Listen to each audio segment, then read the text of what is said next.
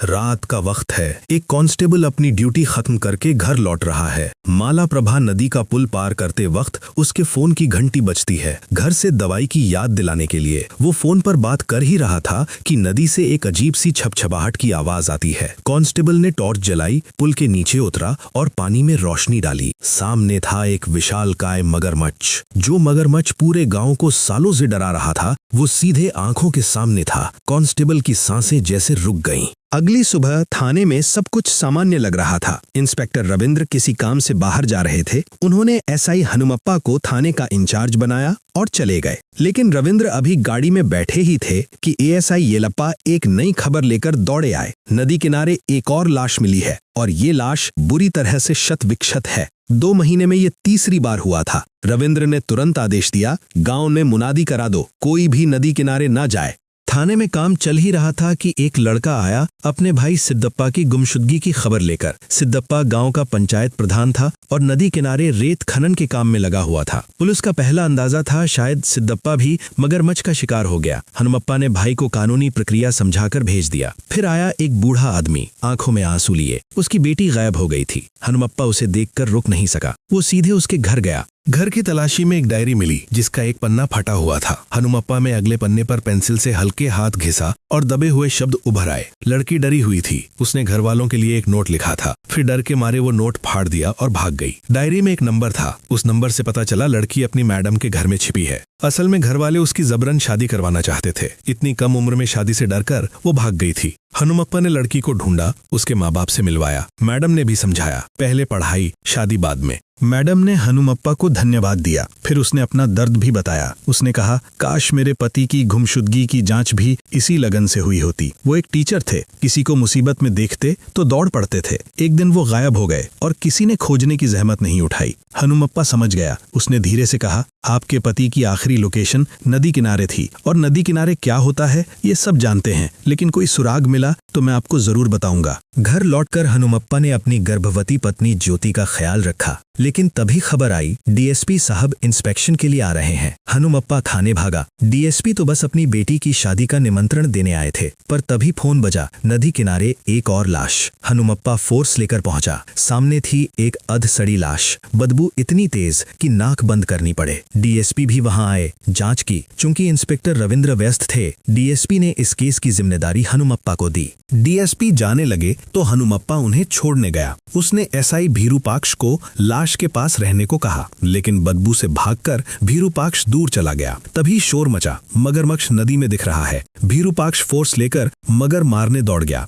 हनुमप्पा वापस लाश के पास आया। किसी ने लाश पर सफेद चादर ढक दी थी। हनुमप्पा ने चादर हटाई और हतप्रभ रह गया। लाश का सिर गायब था। थोड़ी देर पहले तक तो सिर था, ये अचानक कहाँ गया? और सबसे बड़ी मुसीबत, हनुमप्पा ही इस केस का इंचार्ज था। इल्जाम उसी पर आएगा।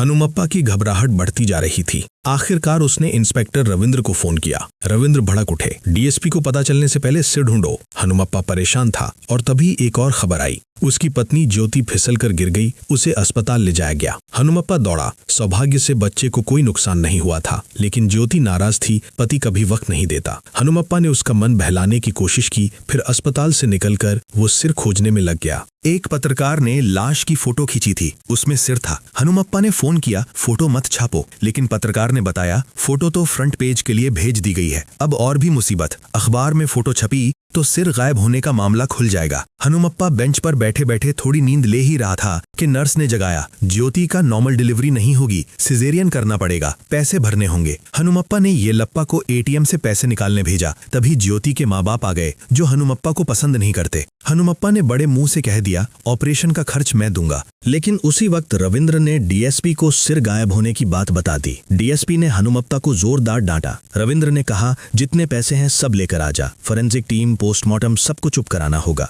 बेचारा हनुमप्पा, पत्नी के ऑपरेशन के लिए निकाले पैसे वो अब ऊपर देने पड़ेंगे। उसने सास ससुर के सामने सिर झुका लिया। वो समझ गए, उन्होंने खुद ऑपरेशन की फीस भर दी। हनुमप्पा ने ज्योति से मिलकर हिम्मत दिलाई। फिर रविंद्र के हाथ पैसे थमा दिए। फोरेंसिक डॉक्टर को घूस देकर मामला मगरमच्छ का हमला बताकर दबा दिया। लौटते वक्त नदी के वॉकिंग ब्रिज पर हनुमप्पा ने स्कूल की मैडम को देखा। वो वहीं खड़ी थी जहां उनके पति अक्सर आते थे। मैडम ने एक फोटो निकाला अपने पति का और हनुमप्पा को दे दिया। शायद इससे पति को ढूंढना आसान होगा। थोड़ी देर बाद अस्पताल से कॉल आई। ज्योति की डिलीवरी हुई। एक नई जिंदगी इस दुनिया में आई। इतनी मुसीबतों के बाद हनुमप्पा के चेहरे पर पहली बार मुस्कान आई। रात को पेट्रोलिंग के दौरान भीरूपाक्ष ने जीप पर रखे एविडेंस कवर में एक अजीब औजार देखा। येलप्पा ने बताया, ये लैब ने भेजा है। लाश मिलने की जगह के पास जमीन में दबा मिला था। भीरूपाक्ष के एक नौकर ने पहचाना, ये कुम्हार का औजार है, मिट्टी के बर्तन बनाने में काम आता है। हनुमप्पा सोच में पड़ गया। क्राइम सीन पर कुम्हार का औजार? येलप्पा ने बताया, कल मंदिर में त्योहार है। कुछ दिन पहले एक कुम्हार परमिशन लेने थाने आया था, शायद वो कुछ जानता हो। अगले दिन त्योहार में वो कुम्हार मिला। भीरूपाक्ष बोला, मैंने इस आदमी को पहले भी देखा है, लगता है ये हमें फॉलो कर रहा था और उसके पैर में चोट भी थी। सब तरफ से उसे घेरने की कोशिश की। कुम्हार ने मुंह पर पीला रंग पोत लिया और भागने की कोशिश की, लेकिन हनुमप्पा ने उसे दबोच लिया। उसी वक्त प्रतिमा विसर्जन चल रहा था। एक लड़का पानी में उतरा और उसके हाथ में एक कटा हुआ हाथ आ गया। उस हाथ पर जगह जगह काटने के निशान थे। मगरमच्छ ने भी उस लड़के को एक चक्कर लगाकर छोड़ दिया। लोग डर के मारे भाग गए। लड़के ने वो कटा हाथ वहीं छोड़ा और दौड़ गया। उस कटे हाथ की पहचान हुई। ये सिद्धप्पा का हाथ था। हाथ में शादी की अंगूठी थी जिसे सिद्धप्पा की पत्नी ने पहचाना। डीएसपी भी वहां मौजूद थे। हाथ पर काटने के निशान थे। सबने मान लिया मगरमच्छ का काम है, लेकिन हनुमप्पा ने एक अहम बात उठाई। उसने कहा, सिद्धप्पा का मर्डर भी हो सकता है। कुछ दिन पहले सिद्धप्पा का अपने चाचा से जमीन के मामले में झगड़ा हुआ था। सिद्धप्पा ने चाचा को कुदाल से मारा था। चाचा ने धमकी दी थी, मैं तुझे टुकड़े टुकड़े करके नदी में बहा दूंगा। लेकिन बड़े अधिकारियों ने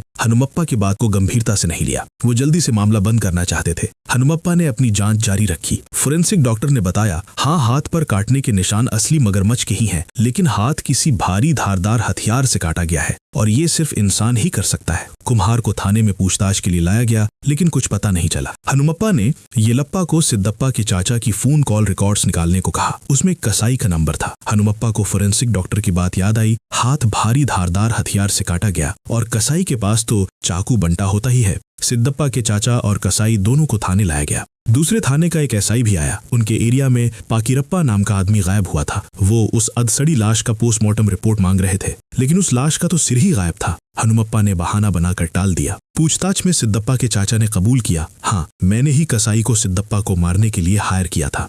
लेकिन हनुमप्पा को लगा ये आदमी असली कातिल नहीं है। थोड़ी और पूछताछ में निकला, एसआई भीरूपाक्ष और उसके नौकर वीरा ने इसे दोष कबूलने के लिए दबाव डाला था। हनुमप्पा भड़क गया। उसने भीरूपाक्ष और वीरा दोनों को डांटा। जांच में साबित हुआ चाचा और कसाई दोनों उस रात घर पर थे। उन्हें शक की लिस्ट से हटाया गया। रात को वीरा का कॉल आया। हनुमप्पा फोर्स लेकर पहुंचा और एक माफिया गिरोह को गिरफ्तार किया जो गाड़ी के नंबर प्लेट बदलकर भाग रहा था। वीरा ने ही उन्हें देखकर पुलिस को खबर दी थी। हनुमप्पा ने वीरा की तारीफ की और वीरा पर उसका भरोसा बढ़ा। अगले दिन येलप्पा ने पता लगाया, सिद्धप्पा के फोन का आखिरी सिग्नल होली डांडे के पास था। वहां पहुंचे तो बासप्पा नाम का एक साधारण किसान मिला। बासप्पा ने कसम खाई उसके दोस्त इरन्ना ने उसे उस नंबर से कॉल किया था। इरन्ना को ढूंढा गया। वो वीरा के घर में बैठकर बातें कर रहा था। पूछताछ में इरन्ना ने माना वो मोबाइल वीरा ने उसे दिया था और उसी से उसने बासप्पा को कॉल किया। पुलिस ने वीरा के घर की तलाशी ली। रुमाल में लिपटा एक मोबाइल मिला। यही सिद्धप्पा का गायब मोबाइल था। वीरा बोला, ये मेरा नहीं, लेकिन उसे गिरफ्तार कर लिया गया।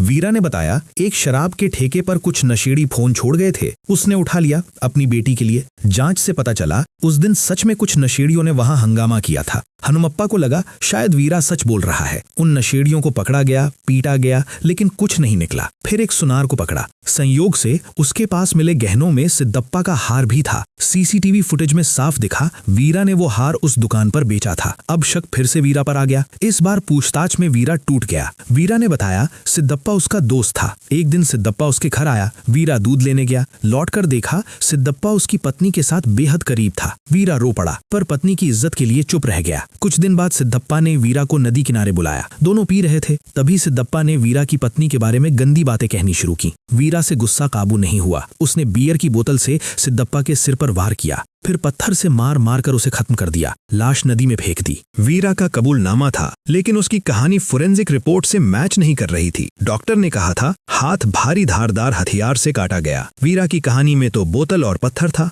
हनुमप्पा को शक हुआ वीरा कुछ छुपा रहा है या किसी और का गुनाह अपने ऊपर ले रहा है। इस जांच में एक और खुलासा हुआ। केईबी विभाग का एक कर्मचारी आया। उसने बताया वीरा उसे ब्लैकमेल कर रहा था। वजह, वो एक बार वीरा के घर रुका। वीरा की पत्नी ने उसे लुभाया, जब वीरा वापस आया तो वो उन्हें देख गया। आदमी ने जान बचाने के लिए वीरा को पैसे दिए और तब से वीरा उसे निचोड़ रहा था और भी खुलासे हुए। यही स्कीम उन्होंने और लोगों पर भी अपनाई थी। हनुमप्पा सेल में वीरा से बात करने गया तो देखा सेल का दरवाजा खुला था, वीरा गायब। सबको डांट फटकार लगाई, वीरा को ढूंढो। सब भाग दौड़ करके वीरा को ढूंढ रहे थे और वो बैठा था एक कोने में, चुपचाप बीड़ी पी रहा था। हनुमप्पा को देखकर बोला, भाई बस थोड़ी हवा खाने निकला था। सब हैरान, ये आदमी कुछ अलग ही मिट्टी का बना है। वीरा ने गुनाह कबूल किया था, लेकिन हनुमप्पा अभी भी पूरी तरह कन्विंस्ड नहीं था। उसे लगा वीरा की कहानी में पेंच है। हनुमप्पा ने तरकीब लगाई। उसने वीरा से कहा, चाय ले आओ। सबने सोचा वीरा चाय लेने के बहाने भाग जाएगा, लेकिन वीरा सच में चाय लेकर वापस आ गया। रात को हनुमप्पा ने वीरा को समझाया, कल तुम्हारे नाम FIR होगी, अगर कुछ कहना है तो सुबह तक वक्त है। ये कहकर हनुमप्पा घर चला गया। वीरा ने काफी देर सोचा, फिर येलप्पा के जरिए हनुमप्पा को बुलाया। वीरा बोला, एक और खून हुआ है। उसने बताया, एक बार वो जंगल में लकड़ी काटने गया था। एक फार्म हाउस में उसने देखा एक आदमी किसी औरत का गला दबाए हुए था। आरोप लगा रहा था उसके पेट में जो बच्चा है वो मेरा नहीं। लड़की जान बचाने की गुहार कर रही थी। वीरा को तरस आया। जब उसने बचाने की कोशिश की,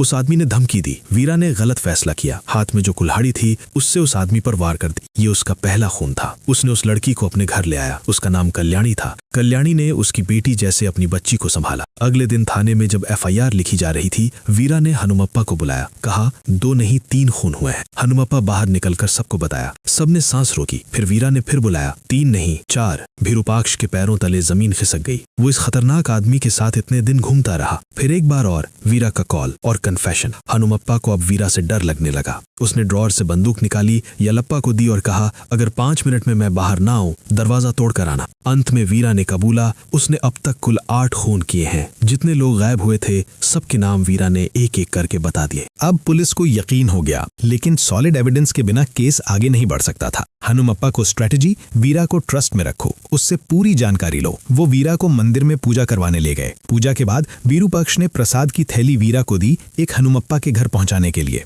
हनुमप्पा और येलप्पा दूर से वीरा को फॉलो कर रहे थे। वीरा पहले हनुमप्पा के घर गया। तभी फोरेंसिक डॉक्टर का कॉल आया। वो कटा हाथ कुल्हाड़ी से काटा गया था। हनुमप्पा को याद आया, वीरा ने फार्म हाउस में उस आदमी को कुल्हाड़ी से मारा था। वीरा हनुमप्पा के घर से लौट गया। काफी देर दरवाजा खटखटाने के बाद भी कोई जवाब नहीं आया। हनुमप्पा घर पहुंचा। दरवाजे पर ताला था। ज्योति एक चिट्ठी छोड़कर बच्चे को लेकर चली गई थी। लिखा था, तुम हमेशा केस में डूबे रहते हो, मुझे और बच्चे को वक्त ही नहीं देते। हनुमप्पा बहुत टूट गया। थाने में बैठे उदास हनुमप्पा के पास वीरा लौट आया। हनुमप्पा ने वीरा से पूछा, उस गायब सिर के बारे में क्या जानता है? वीरा ने अनजान बनने की कोशिश की। बोला, मैंने जो बताया वो सच था। मेरे मन में अब कोई मैल नहीं। तभी खुद SP साहब थाने में आ गए। उन्हें पता चला था हत्यारे को खुले में घूमने दिया जा रहा है। SP ने वीरा को सेल में ले जाकर जबरदस्त पिटाई की। पूछा, तुमने कैसे खून किए? वीरा ने पलटी मारी, मैंने किसी को नहीं मारा। पुलिस मुझे टॉर्चर करके मरवा देगी, इसलिए डर कर कबूल किया। SP ने पूछा, तो पीड़ितों के नाम कैसे जानते थे? वीरा बोला, मैं मिसिंग बोर्ड पर फोटो लगाता था और पुलिस इन्फॉर्मर था, इसीलिए नाम याद थे।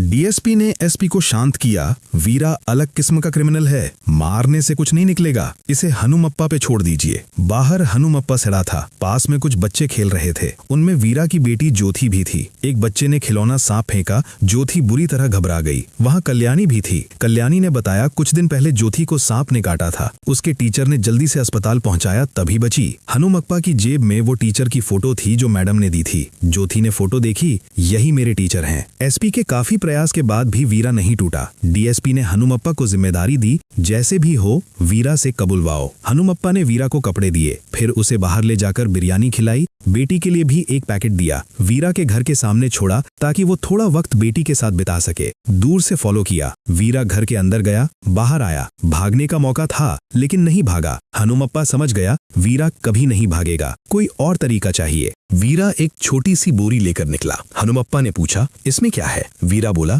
बेटी ने दिया। नदी किनारे दोनों बैठे। बातों बातों में हनुमप्पा ने पूछा, इतने खून किए फिर रुक क्यों गए? वीरा ने अपनी कहानी सुनाई। उसकी पत्नी ने एक दिन सारे पैसे, गहने, मोबाइल लेकर धोखा दिया और भाग गई। गांव में उसका मजाक उड़ा। जो अपनी बीवी को नहीं संभाल सका वो बेटी को क्या पाले पोसेगा। वीरा ने ईमानदारी से काम करने की कोशिश की, लेकिन लोगों की अमीरी देखकर उसके मन में ने लालच आया। उसने अफवाह फैलाई, नदी किनारे गड़ा हुआ खजाना है। फिर लालची अमीरों को नदी किनारे ले जाता, कुल्हाड़ी से मार देता, लाश के टुकड़े करता और मगरमच्छ को खिला देता। इस तरह उसने 8-9 लोगों को मारा। हनुमप्पा ने पूछा, लाशें क्या करता था? वीरा ने कहा, मगरमच्छ को खिला देता था। हनुमप्पा ये सुनकर हतप्रभ हो गया, नदी की तरफ देखने लगा। यही मौका था जिसका वीरा इंतजार कर रहा था। उसने बोरी से कुल्हाड़ी निकाली और पीछे से हनुमप्पा पर वार किया, लेकिन हनुमप्पा तैयार था। उसने वार रोका। दोनों में हाथापाई हुई। वीरा ने हनुमप्पा की आंखों में रेत झोंकी और नदी में कूदकर भाग गया। हनुमप्पा थाने लौटा। डीएसपी और रविंदर ने जबरदस्त फटकार लगाई, लेकिन हनुमप्पा ने सोचा वीरा खुद अपनी बेटी के पास जरूर लौटेगा, चाहे कितना भी बड़ा गुनहगार हो। बेटी से उसे सच्चा प्यार है। वीरा के घर गए, ताला था।